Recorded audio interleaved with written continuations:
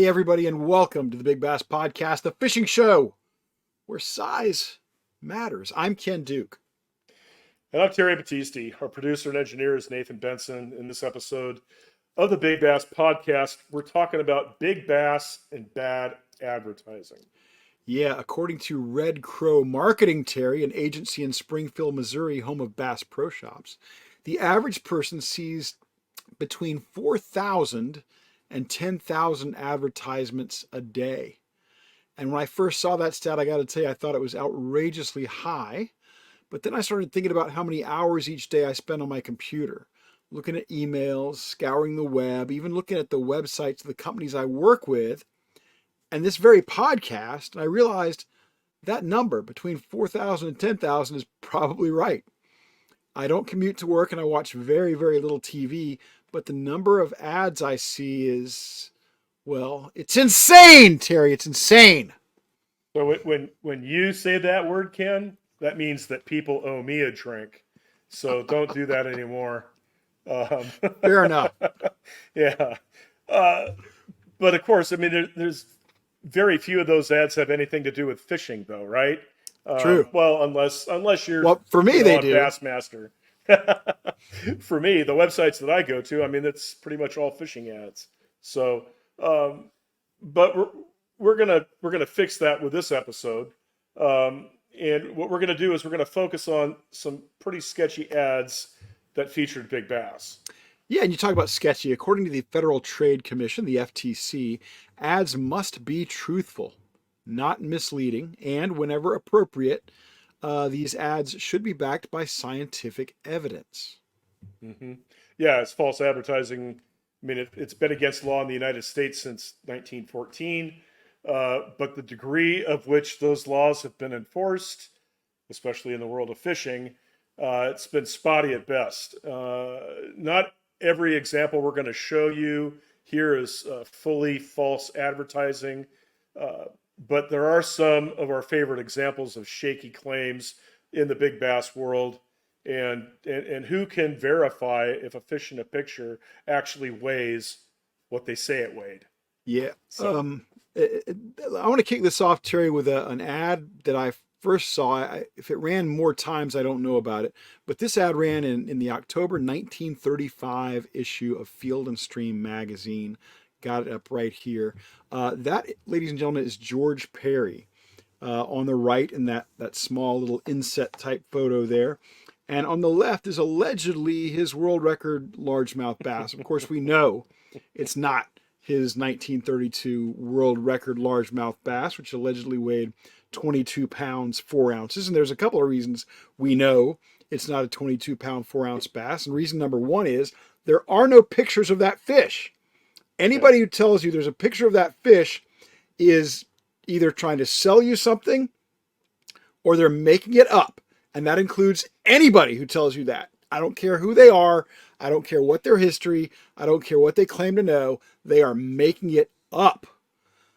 The yeah. second reason we know that that is not a 22-pound, 4-ounce bass is because George Perry never caught one. And we'll talk about that in a bunch of other episodes. But this Uh-huh. is an ad. Enough of my rant, right? This is actually an ad for Hiram Walker's private stock whiskey, bonded whiskey. And the text on it says, chance may play a small part in bringing a good fisherman and a big fish together, but it takes real art to land the catch. Chance, by the way, plays no part whatever in the making of Hiram Walker bonded whiskeys. I don't know. I didn't know that George Perry drank, but I'll tell you what, George Perry wanted to cash that check, I bet. Oh, And heck yeah. his daughter, I remember, was quoted multiple times, I believe. Maybe it was all from the same interview, but was quoted as saying that her dad could have made a pile of money off of his world record largemouth bass, but he just wasn't that kind of person.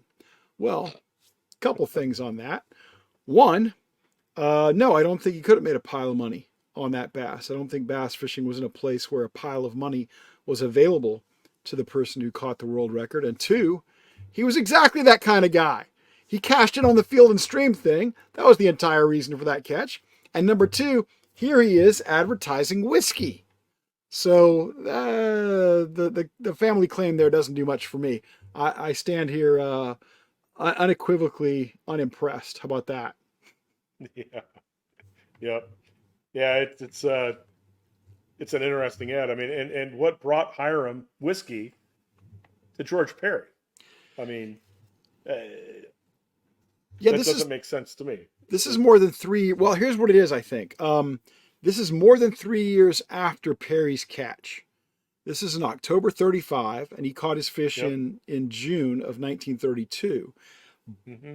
But what brings it a little closer and makes it a little more relevant is I believe it wasn't until 1934 that Perry actually was named the world record holder. Because before that, there had been some controversy about another fish caught by George Nichols in Alabama that allegedly weighed 24 pounds and had been Right. declared the world record by Field and Stream for a while. And the other thing I would say is that George Perry also claimed the Field and Stream Big Fish Contest winner for largemouth bass in 1934 with this fish that he claimed Wow. weighed That's about that's a 13 pounds. That's a 13 pounder if I ever yeah, seen that's one. supposed to be like a 13 pound, 14-ounce fish.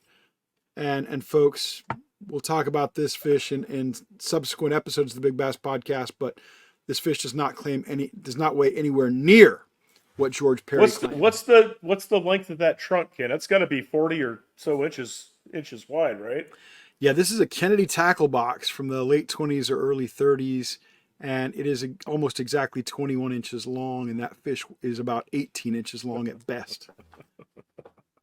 Yeah, yeah. Oh God, man. I grow weary, but when we go after Mr. Perry, we're going to take him down, and we want to take him out of the books because he doesn't belong there. Ay ay ay. Yeah.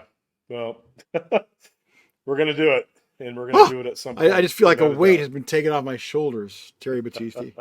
But no, the weight will Yeah. actually go back on my shoulders when we decide to get into the Perry claims, because that's going to take us many, many, many episodes. Yeah. Yeah. It's gonna be a tough one. And then, what do we do about, did he catch the fish? How big was the fish? I mean, there's just a lot of unknowns, unanswered questions, as we like to say. So many, So, so many. yep, We don't leave any unanswered questions on the Big Bass Podcast, Terry we Battisti. try not to. What are you talking about? We slammed the door. Oh, yep. Well, I had an opportunity. I've been scanning a lot of old magazines from the 40s and the 50s in the last few months, and I've run into a couple of ad campaigns by your favorite tackle companies, companies such as Head and Arbogast, South Bend, Creek Chub Bait Company, Fluger, Shakespeare, South Bend, and I mean, the 1940s and the 1950s were an advertising phenomena. Each one of these companies and every single issue of these magazines, each one of these companies was trying to outdo the other. And you had companies like Shakespeare and Fluger, and for the most part, South Bend, were more interested in offering, what their total lines were. In other words, they were selling rods, they were selling reels, they were selling fishing lures, and other fishing paraphernalia that you would use. But there were three companies that were really at each other's throat in order to take down each other with respect to lure sales. And those companies were Hedden, Arbogast, and Creek Chub. And we can understand why Hedden, they're the arguably the first uh, company to make a wooden plug. And then you've got Fred Arbogast, who started out in the 20s, who wanted to sell more baits, and of course Creek Chub owned the world record status. So there's no doubt we can figure out why these three companies primarily concentrated on putting out lure ads rather than rod and reel ads. Of course, Arbogast and Creek Chub, to my knowledge, didn't really make any rods or reels. So but anyway, the first ad that I'd like to show here is a jitterbug ad from 1940. Um, and it's a great ad. It's a black and white ad, and the jitterbug is actually in color in their frog pattern. And the headline says the biggest bass I've caught in 26 years was on the jitterbug. And we're looking at the gentleman on the left-hand side of the ad, and what he writes is enclosed is photo of my 10-pound largemouth black bass I caught on your famous frog-colored jitterbug. This is the Is that biggest George bass. Perry? Exactly. This is the biggest bass I've ever taken, and I fished for the past 26 years, Sam Sutton, North Virginia. Now, Yep. if that fish goes Perry would have over, claimed that fish weighed 30. That's how we know it's not at Perry. least, I mean, because I mean, this is probably a 6 or a 7 pound fish. There's no way in hell that this is a 10. I was going to But say that. Yeah, that's maybe a 6 pound fish. yeah, and you know, you look at the ad, and you know, for the most part, out of all, and I've probably looked at 100 different Arbogast ads in the last few months. Um, there aren't that many of them that are false like this. So, did the gentleman send the picture and the report in? Did he lie, or did Fred Arbogast, you know, put forth the a little bit of untruth to make it look like the jitterbug caught a 10? Terry, I I have don't a know. question as to whether or not that's even a jitterbug hanging out of that fish's mouth. It does look a little bit suspect, doesn't it? I mean, It I can does. see kind of I can see kind of a frog pattern on it, but I don't yeah, see it the doesn't. lip. I don't see the lip either. So who knows? This ad ran again in 1940. It was in maybe one or two magazines, but that's one thing I'll give credit to Fred Arbogast. Is that you look at these magazines and you look at the ads that were placed in them from Arbogast, there are very few duplicates from issue to issue. Uh, he spent a ton of money on ads and made sure that every single one of them, or nearly every single one of them, was different. So kudos to Fred Arbogast on that at least. Um, and the last one again I want to go through is another Arbogast ad. This time it's from 1945, and this time Dave Hickman gets 14-pound bass on the Hawaiian Wiggler. And again we got another fish here that I don't know might go 9 or 10 pounds. It's, in my estimation, it's not a 14. And of course, it's caught on the Hawaiian Wiggler. And what it says is here. It says, in the past, Dave Hickman, premier angler from Winter Haven, Florida, just around the corner from you, Ken, Really has close. sent us many photographs of fine catches made with the Hawaiian Wigglers. The last one shown here, writes Dave, I've gotten more pleasure out of fishing since I started using Hawaiian Wigglers. I find if you change the type of lure to suit the conditions and seasons, you can always get some action out of the fish. I carry all types of Hawaiians with me. In summer, I use the number 2 Hawaiian Wiggler. In late summer and fall, I get best results with the deep running number 1 Hawaiian. Um, and nowhere does he say that it was a 14. So, am I to guess that Fred Arbogast maybe inflated the weight? I don't know. Interesting passage in the caption to his picture there. Yeah, It says he got his picture in the paper with this one. I'm going to have to go oh, back, Terry, and see if I can find a picture of Dave Hickman with that yeah, fish. yeah, Maybe it's in there. And what would be hilarious is if it's obviously the same picture, but the weight is reported as being something less than 14. right, exactly. That would be fun. Yep, I would get a kick out of that. definitely, definitely. Well, let's So, let's let's stay with Creek Chub for a moment. You know, you talk about Creek Chub and the big controversy between them and Head and Arbogast. Let's yeah, stay with Creek Chub for a moment, because in in 1923, Fritz Friebel caught what was probably the world record bass in Florida that weighed 20 pounds 2 ounces. He caught it on a 700 series Creek Chub pikey, one of the most popular artificial lures of its time. 9 years later, George Perry supposedly caught a new world record on a Creek Chub bait in 1932. And that was, a big deal, obviously. People who are really into fishing were aware of it. But it wasn't until 1973 when Dave Zimmerly caught a 20-pound, 15-ounce bass in Lake Miramar, California, that it put a big spotlight on the world record and on the biggest bass out there. California had imported a bunch of fish from Florida. These fish were growing to tremendous sizes, and between 1932 and 1973, there had been no legitimate reports of a 20-pound fish, but Zimmerly puts the record chase on the map. Mm-hmm. That happens in June of 73. In January of 74, George Perry dies when the plane he is piloting crashes into a mountain in Birmingham. So he's now out of the picture, but big in the news. That's about the time that Creek Chub starts marketing toward the world record. In fact, in the very same issue that at the same time Perry died, Creek Chub had an ad running in that January-February 1974 Bassmaster magazine showing Perry, a drawing of Perry holding up a massive fish. A couple things I really love about this one, Terry. One, we're imagining we're looking at him. It's like they've taken a photograph of him and turned it into an artistic depiction of the catch, when there is no such thing. Like him.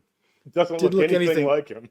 Didn't look anything like him. Maybe the fish represented a 22-pound, 4-ounce largemouth bass, but who knows? They're reporting the catch as having come on a number 2401-W wigglefish, which was their perch scale pattern. And they kind of keep this advertising program going. They run it again in Bassmaster magazine in the March-April 76 issue. It's a little different. This time it's in color. Good looking ad. You can order your own wigglefish for $385 in whatever color you want. And they keep it going. A year later, March, April 1977, there it is again. Another Perry ad, another claim that the wigglefish is the bait that got it done. This one doesn't feature Perry per se, but it references his catch. And it has the wigglefish in the ad. It also has some of their other popular baits from the time. Now here's what's interesting to me about the wigglefish, apart from the fact that I don't believe that Perry caught a 22-pound, 4-ounce largemouth bass. I happen to own the correspondence between George Perry and Creek Chub Bait Company. And I can tell you in that correspondence, in particular in one letter that Perry wrote to Creek Chub Bait Company dated April 17, 1935, and we'll put a scan of that up on the screen here. Perry asked them for 6 lures. 6 lures. None of them was a Creek Chub wigglefish. He asked for 3 jointed pikey minnows. He asked for a flip flap, which had this weird spoon bill on it, would dive about a foot deep. He asked for a Creek Chub darter, which is a very popular bait at the time. And he asked for a number 700 series pikey minnow, which was probably their biggest seller of that time. But he did not ask for a wigglefish. You'd think, well, if he caught this thing on a wigglefish, wouldn't he want to order a wigglefish? Yep. Apparently not. Then in 2006, this is just after, well, in 2004, I think, Monty Burke came out with his terrific book called Sowbelly, about the chase for the world record largemouth bass. And say what you will about Sowbelly and how Monty chose to cover the sport. I thought he did an amazing job. I think it's one of the best books ever written about bass fishing, and it really captures the passion and the mania surrounding the height of the chase. Definite mania. Crazy mania for it. And hats off to Monty Burke for that book. I love that book and revisit it often. Well, during the course of his research for that, a 1973 recording of George Perry talking with Bassmaster magazine journalist Terry Drace resurfaced.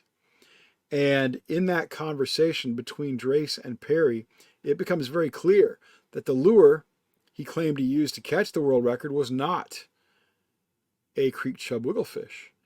It was most likely a Creek Chub fintail shiner.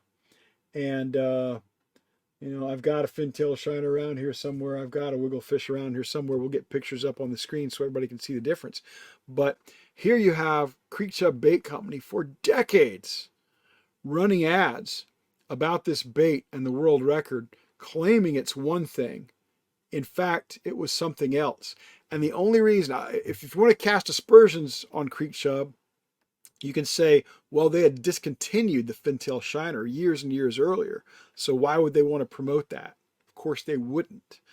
If you want to be on their side a little bit and be a little bit apologetic toward them, you could say, well, they just didn't know. They were confused about it.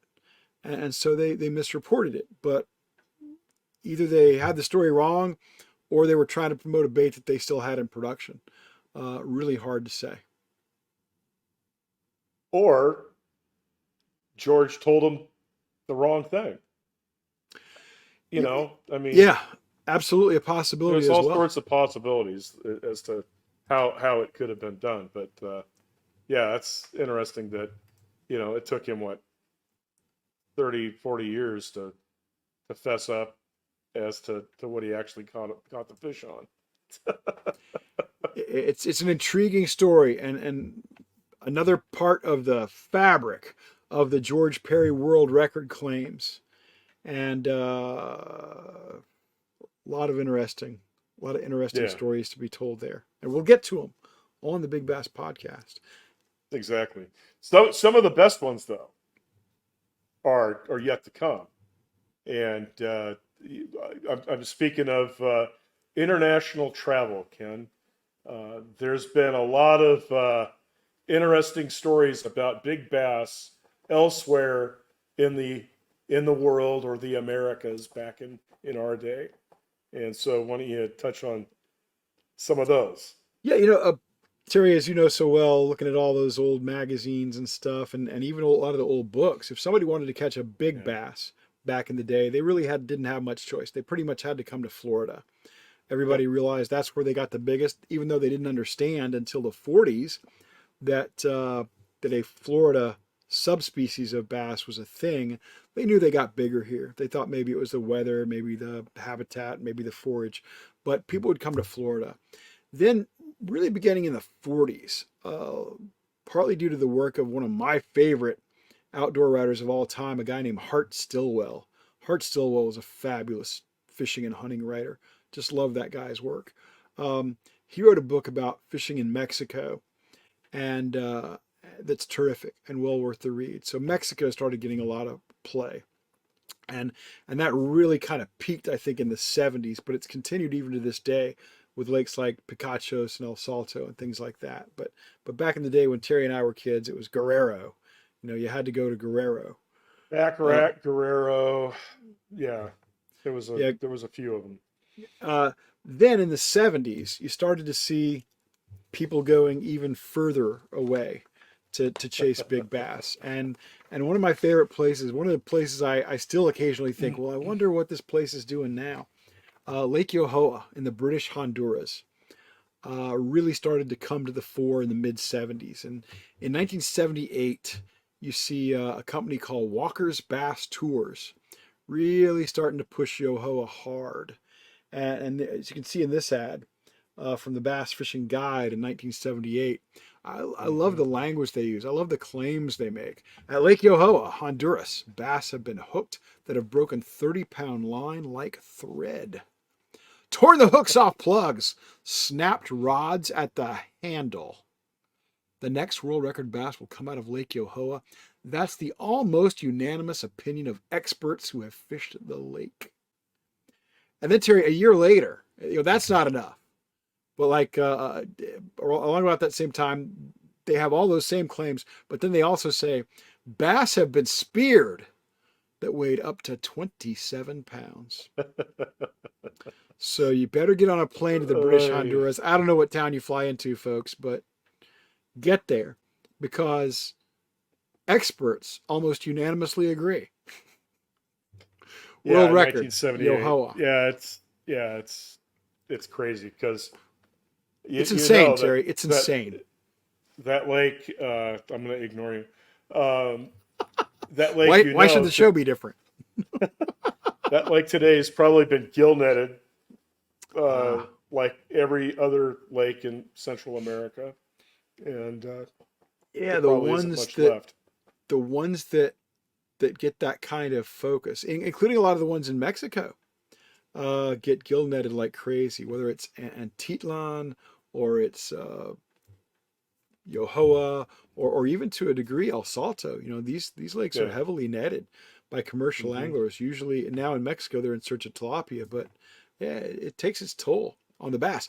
And speaking of places that get gill netted and perhaps destroyed, that's probably not too strong a word, as trophy bass fisheries, you need look no further than 90 miles off the coast of South Florida to Cuba, where Treasure Lake was a popular destination in the 50s among Yeah. Americans who liked to go to Cuba and party in Havana. Some of them would go to Treasure Lake and bass fish. Well, Cuba tours. There was a very brief time when Cuba reopened to American tourism. It was basically shut down from the early Bay of 60s Pigs, when, 62. yeah, when the communists took over. Um, but it reopened very briefly in the late 70s, and an operation called Cuba Tours USA was taking a few anglers out there. And it's hilarious that a lot of the language is the same as Walker Bass Tours that was going to Lake Yohoa. These Cuba Tours USA, they're saying, and I think it's probably the same people actually. They're saying experts agree. Next world record will probably be caught in Treasure Lake. Most fishermen take home a trophy bass. So, Yeah. by all means, you got to get now And change your sights. the interesting thing about Cuba is that Ray Scott wanted to go to Cuba, and someone beat him to it. Yeah. And Was that Snow yeah, I that think it beat him was to Dan it? Snow. Dan Yeah, Snow, yeah. yeah, it was Dan Snow beat him to it. And as soon as that happened, Ray began the anti-Cuba campaign. You could go back into those 1977, 78, 79 Bassmasters, and there were multiple articles on why we should boycott Cuba. Yet Dan Snow's taking people down there. He even set up a trip that Guy Aker was on, and Hank Parker, Jim Bagley was there.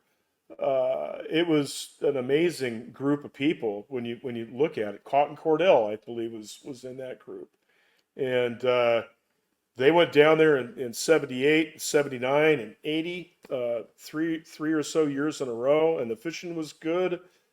10, 12, 13 pound fish were coming out of there. And then it went to I remember crap. Ray's editorials in Bassmaster magazine from back in that time and articles. I think he had one that was called "Don't Trade Bass Dollars for Communist Bullets" or something like that. Yes. It was Yes. hilarious. I mean, Ray was. I loved Ray Scott. He was. I'm so honored that I knew and got to spend quite a bit of time with Ray Scott. Uh, but Ray sometimes picked sides on the basis not of on the basis of what he thought the market would bear, and um, Right. and this was one Or of those whether or not he instances. thought of it first. Yeah, exactly. Because Ray wanted to take people to Cuba. Ray Yeah. wanted to do that, but then this Yep. other guy Dan Snow got there first, and so Ray thought, "Oh, I've got to stop him," Right. and the attack campaigns began, and I thought that was really pretty darn funny. But Ray Scott, that's So I actually unforgettable. have some semi recent knowledge of Treasure Lake, and it comes from our friend Dan Basor. Dan Basor, I mean, he was fishing all these tournaments back in the early '70s with Basscasters Association and Bass, and he's a heck of a collector today. Amazing collection. Yeah, and he told me that he had some friends that went down there in the 2015, 2016 timeframe, right when Obama opened it up to where we could, travel down there again. And he said that the lake has been destroyed. And there's another lake down there that was just as good, and it was destroyed. Evidently, they imported crocodiles or something. The weeds grew, and they had a heck of a time catching a fish over 4 pounds. So, kind of a bummer. Yeah, I know that I think it was Field and Stream sent a group of outdoor media people down there in like Yep. '77 or something, including Ken Schultz, and they didn't catch any giants. I think they caught a couple of fish over 10. I think Billy Westmoreland was among that group, or maybe he was with somebody else. But there were some big fish caught, but nothing even half the weight of the world record. And so you gotta, I don't know, I tend to dismiss Treasure Lake, Zaza, the other places down there as more legend than fact. I Um, but yeah, it'd be interesting if somebody wants to take me. I'm available. But Not that me. brings us that They brings won't us let me go down there. well no, but that brings us right. Let's go full circle here, Terry. I talked about how the earliest exotic destination to go chase a big bass was Florida. Well, guess what? It all comes back to Florida, at least in our story Yes. here, because in the 90s, you had a body of water open up just west of me in the Brevard County, Florida area. And it was called the Stick Marsh or Farm 13. Yep. And now, if anybody's heard of Headwaters Lake, which has gotten a lot of publicity over the last 3 or 4 years, um, Headwaters Lake is there's only a berm separating these bodies of water. That's how close they are. I mean, truly, you could easily Wow. cast from the Stick Marsh into Headwaters Lake and back. It's a cast apart. Well, in the early '90s, mid '90s, the Stick Marsh was getting famous, and in Bassmaster magazine in the mid '90s, no less a character. We talked about him recently with our live Jim Brown episode, but no less a character than John Fox, the late, many would say, great John Fox. Uh, Yeah. he was guiding out there in the Stick Marsh and some other bodies of water out there. And John was running these classified ads in Bassmaster magazine that are quite fascinating. We've got one up right now. Florida's best big bass action. Let's go big bass catching, not big bass fishing. And the most outlandish claim I think he makes in there, of course, is 294 trophy bass over 10 pounds, including fish that weighed 18.2, 19.2, 20.4, and 20.5 pounds. Wow. How Yeah, come we never wow. saw heard about this? How come we never saw a single photograph of one of these Photograph or an fish? article or anything, a picture? Uh, you know, and of course Ray's going to run the ad because it's money, right? Well, Ray didn't own bass at this point. That was the era Oh of yeah, Helen, that's true. yeah, Helen Sevier and her group of investors. But hey, Ray wouldn't have turned it down either. I don't think. But these are pretty outlandish claims, and I actually had an opportunity to talk to John Fox about it back in the '90s, and I talked to several of his customers who claimed these giant fish. And what I learned was, among other things, was that John didn't keep a scale in his boat. There's no scale in the boat. If you got a scale in the boat, people might want to weigh a fish. He did it all with math. He did it all based on length and girth Was measurements. he using the Big Bass podcast calculator? I doubt it because at that It point, wasn't around. you at that point, yeah, it was still 8-10 years away from being developed by none other than Dr. Terry Battisti. But he did have probably a scratch pad and a pencil. So that was the way they were basing these weights. And of course, uh, at the time at the Stick Marsh, and it's still true, catch and release. You catch a fish, you got to return it to the water. So when the guy says, "Oh man, I can't believe it, I left my scale back at the house," but you know Oh what? No gosh. worries. got a great system for calculating weight, and we can come within an ounce or two of that fish. And that's what he did. And of course, these people, they want to believe they just caught a world-class bass. Yeah. And John's already probably found out exactly what their PB is. If your PB is 6 pounds and you bring in a fish that's 9 or 10 pounds, but he tells you it's 18 or 19 pounds, what frame of reference do you really have? And I would say this about John Fox. John Fox, you know, he had kind of a checkered history. He passed away just a year or two ago. He's a very charming guy. I enjoyed my conversations with John Fox. He was a lot of fun. He could catch fish. And the man was, everybody who knows John Fox would tell you that that guy was an outstanding fisherman. Nobody ever questioned that. He won tournaments. He was a renowned angler. He was successful on TV for a number of years. American angler. To the age of 90, that guy was still pushing and pitching to get back on TV, Terry. He called me at the age of 90, seeing if I could help him find some sponsors. Oh, yeah, so I love that about that guy. But I got to put John Fox kind of in that charming rogue category. A lot of people may not know that Ray Scott kicked him out of BASS for some infractions back in the 70s. But can't take anything away from John as an angler, and can't take away anything from John as a promoter. I do question his math skills, however. I do too. And I can say that from experience. Oh, there you go. There you go. But Golly. a neat guy and a lot of fun. I got to say, I get a kick out of that ad.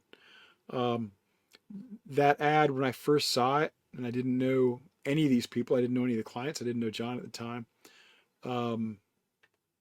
It was interesting. Yep. And those are just a Without a few doubt. examples of some interesting and perhaps outlandish and possibly even insane advertising in the world of big bass. And they got to buy me a drink. So you just got rid of more of our subscribers. I'm horrified that you haven't used the word yourself. Horrified. Oh, I'm pretty adept at learning. So, anyway, what do you think, Ken? Is it time to wrap this one up, or? I think so. I mean, I love these old ads. I get such a kick out of them, folks. It was kind of we'll find more. Yeah, Trust we'll me, find we'll more. Find more. But I got to admit, it was kind of my idea to do this theme for the show because I'm fascinated by this. I'm fascinated by most people, I think, fabricate stories about big bass because they want to claim a record or they want to beat a buddy or they want to impress somebody. But only a handful of people are willing to put it in an ad or make a claim. You know, maybe they're claiming that a helicopter lure caught a 19 or 20-pound fish, which is another form of advertising that we saw that is totally bogus. Totally bogus. But it's also kind of fun. I got to give it that kind of fun. And before we wrap it up, Terry, I want to say one thing. You know, folks, we're bringing you the Big Bass Podcast every single week, and we love doing it. It is a pursuit of passion. We want to hear from you, not just about what you think about the individual episodes, but if you have some ideas on how we can do this better, how we can reach a wider audience, how we can make this more appealing to you personally. Terry's willing to do the bikini hauls. He said that to me. Let us know. Let us know in the comments. Tell us how we make the show better, because we're all about that. Yep. Absolutely. Yeah. If there's a subject that we haven't covered that you'd like us to cover, we try to listen to you guys, and we want to put forth a product that meets your expectations. Do you prefer the shows with guests? Is that in your eyes a better show? How many of you think a show with guests is a better deal? The live shows actually tend not to do as well as the recorded shows. Obviously, they're more freestyle. They're not as planned out because we're we're dealing Plus, off the they're cuff. usually We're working 2 in. to 3 hours long. They're 3 hours long. We've done three Yeah. shows. They've averaged 3 hours, and we enjoy that. That's a lot of fun for us. But yeah, let us know what you want so we can try to give you that. Yeah. And now I think, Absolutely. Terry, unless you got something to add to that, I think we can slam the door here. Yeah, not really. So yeah, it's time to slam the door on this episode of the Big Bass Podcast. Thank you for joining us. We know your time is valuable, and we appreciate you spending some of it with us. If you enjoyed the show, please hit the like and subscribe buttons. And if you really like it, please share it with your friends. It would help us out a lot. If you're a Big Bass junkie, check out the website at thebigbasspodcast.com. You'll find our Big Bass Podcast calculator, good for fish over 14.5 pounds. We have lists of state record largemouth, smallmouth, and spotted bass. And with those are all the links to the Department of the DNR, or Department of Fish and Game, so you can actually go to that state and see what other records they hold. If you'd like to get a hold of us via email, just get us at ken@thebigbasspodcast.com, terry@thebigbasspodcast.com, and nathan@thebigbasspodcast.com. Please join us again next week when we'll bring you another story about another big bass that you will not and you cannot find anywhere else. And remember, size matters.